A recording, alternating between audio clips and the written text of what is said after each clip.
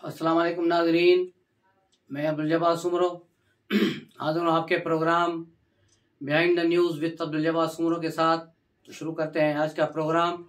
कल इंतहाई अहम दिन है जब सुप्रीम कोर्ट में पाकिस्तान के पहले मुंतखब वज़ीर आज़म शहीद जुल्फ़िकार अली भुट्टो का अदालती कत्ल का रेफरेंस समाअत के लिए शुरू होगा। तो ये बहुत ही एक अहम दिन होगा। 9 रुकनी लार्जर बेंच उसकी समाअत करेगा और पाकिस्तान पीपल्स पार्टी के चेयरमैन बिलावल भुट्टो ने एक आज अलग पिटीशन जमा कराई है कि समाअत को बराह रास्त टीवी पे दिखाया जाए ताकि तमाम लोग इस केस से जिनको मालूम नहीं है इस केस से मुतल्लिक जान सकें। तो ये बहुत बड़ी खुशाइंद बात है। अब सुप्रीम कोर्ट इस फैसले में क्या कर सकती है?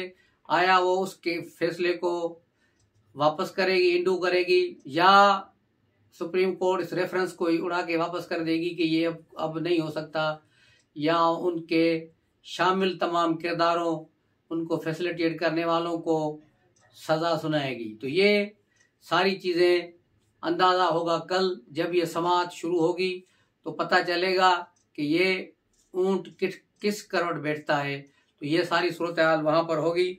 उसके अलावा ताहयात नाअहली का केस भी अभी समाअत के लिए लगने जा रहा है, जिससे मियां मोहम्मद नवाज शरीफ और जहांगीर तरीन मुस्तफीद होंगे।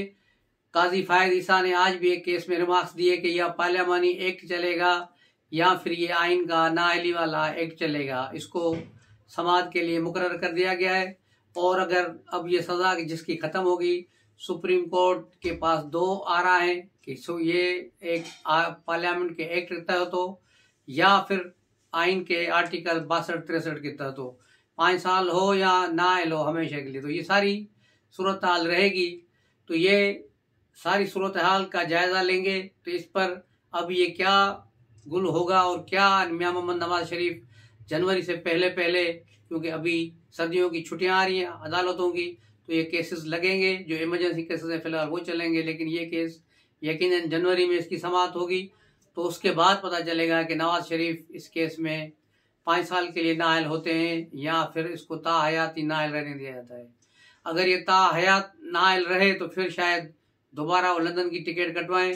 अगर वो 5 साल के लिए नाअहल हुए तो फिर इन इंतखाबात में इनका हिस्सा लेने को कोई नहीं रोक सकता और फिर वो अगले वज़ीर आज़म बनने जा रहे हैं। पाकिस्तान के तारीख के 4थी मरतबा पाकिस्तान के वज़ीर आज़म बनेंगे। अगर शहीद मोहतरमा बेनज़ीर भुट्टो भी होती तो वो भी यकीनन 4थी बार वज़ीर आज़म बनती, लेकिन उन्हें दूसरी बार बनने के बाद तीसरी बार मुशर्रफ ने बनने ही नहीं दिया। तो इस मौजू पर हम बात करेंगे 27 दिसंबर के अपने व्लॉग में, जो शहीद मोहतरमा बेनज़ीर भुट्टो के नाम पर होगा। उसी में हम सारी तफसीलात बताएंगे कि किस तरह मोहतरमा आई, किस तरह उनका कत्ल हुआ और किस किस ने उस एनआरओ के जो डिसीजन था एनआरएफ किया, तो उस पर बाद में आएंगे। आज पीटीआई के जो भले का निशान और पीटीआई इलेक्शन के सिलसिले में इलेक्शन कमीशन में केस चल रहा है, पेशावर हाई कोर्ट ने आज उस पर इलेक्शन कमीशन को रोक दिया है कि उस पर कोई फाइनल डिसीजन न करें, ताहम अपनी समाअत जारी रखें। तो ये अदालतों की जो है अभी तक पीटीआई को सपोर्ट जा नहीं रही, खासतौर पर पेशावर हाई कोर्ट और लाहौर हाई कोर्ट और इस्लामाबाद हाई कोर्ट से इन्हें काफ़ी रिलीफ मिलता है और बेवक्त का मिलता है कि एक अदालत कहती है कि इस केस की समाअत ही न करो, एक अदालत कहती है कि इसकी इन्वेस्टिगेशन ही न करो। तो ये इसकी पाकिस्तान की तारीख में कोई नज़ीर ही नहीं मिलती।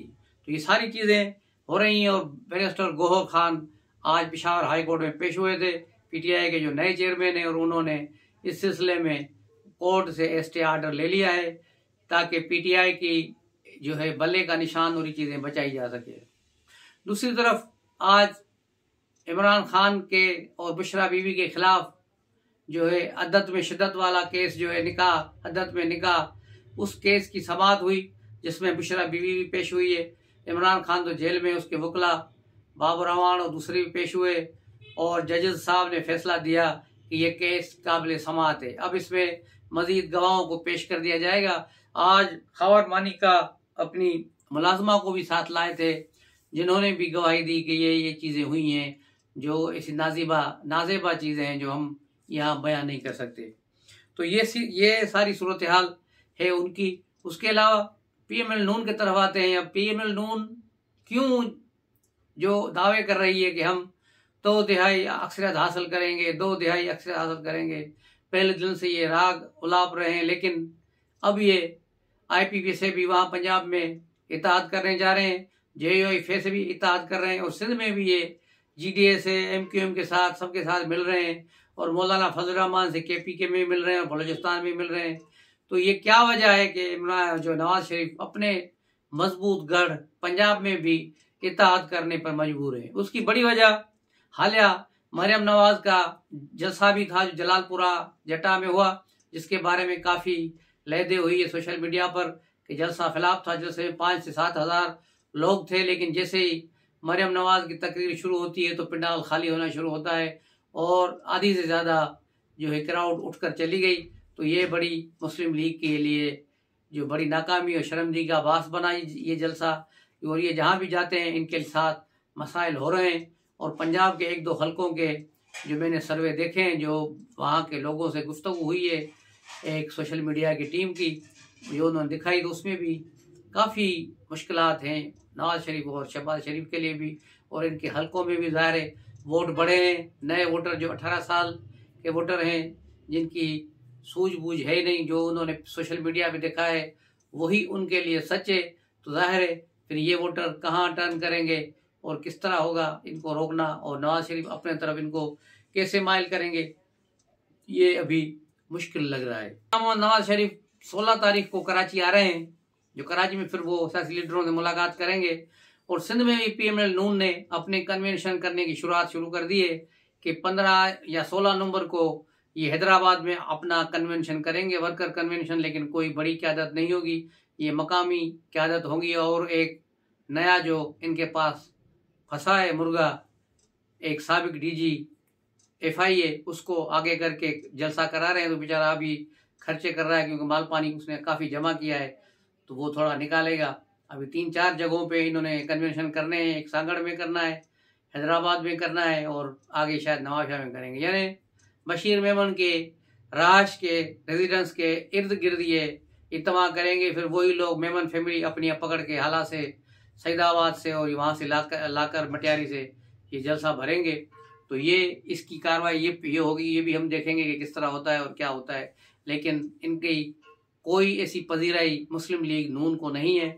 बशीर मेमन की वजह से, मेमन जो इसके करीबी अजीज़ हैं, वो PML नून की तरफ जाएंगे। वो पहले GDA की तरफ थे, कभी पीर पगाड़ा की तरफ, क्योंकि वो ये जैसे इसका भाई भी गुज़श्ता इंतखाबात में इसी हल्के से खड़ा हुआ था, मटियारी और सईदाबाद से मखदूम जमील जमा के मुकाबले में, और बुरी तरह उसे शिकस्त हुई थी। तो ये इस बार भी ऐसा ही होने जा रहा है। GDA की सपोर्ट और ये सारी, ये तो पहले भी साथ थे सारे, GDA वाले, JUIF वाले और ये PML नून वाले, इन्होंने मिलकर भी पहले भी इसी हल्के में या सिंध में कुछ हल्कों में इलेक्शन लड़ी है। लेकिन अभी जो GDA में नई जान फूकी जा रही है, उसके मुताबिक जो अभी एनालिसिस हुई है, उसके मुताबिक GDA को सिंध में तकरीबन 5 कौमी असम्बली की सीटें दी जाएंगी, ताकि मरकज़ में जाकर वो PML नून का कंधा पकड़ें, उनकी सपोर्ट करें।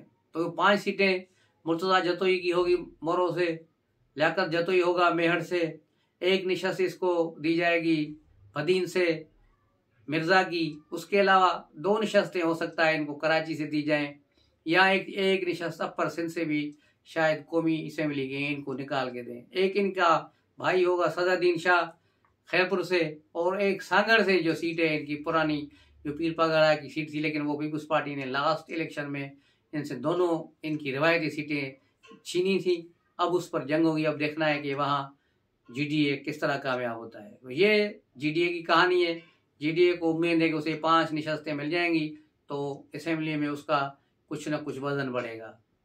तो ये है आज की इनकी सूरत हाल। उसके अलावा कश्मीर में आज इस भारतीय सुप्रीम कोर्ट, उसने कश्मीर के आर्टिकल नंबर 370 को जायज़ करार दे दिया है, और कश्मीरियों का हक ख़त्म कर दिया, और कहा कि कश्मीर की जो खुसूसी हैसियत थी, जो मकबूजा कश्मीर था, अब ये भारत का अटूट हिस्सा है, और इस फैसले को जो है, जो आर्टिकल बनाया गया है, उसको नहीं छेड़ते और उसको बरकरार रखते हैं। तो ये एक ब्लैक डे है कश्मीरियों के लिए। ये एक गंदा फैसला है जिसके असरात पड़ेंगे, और इंडिया की सुप्रीम कोर्ट हमेशा आइन और कानून को छोड़कर मुतसाबाना फैसले करती है और ख़ास तौर पे मुसलमानों के ख़िलाफ़ वहाँ बहुत गलत और गलीज़ किस्म के फैसले हुए हैं, जिससे मुसलमान अक्सरियत को बड़ा नुकसान हुआ है। तो मिलते हैं अगले व्लॉग में, तब तक के लिए इजाज़त। अस्सलाम वालेकुम।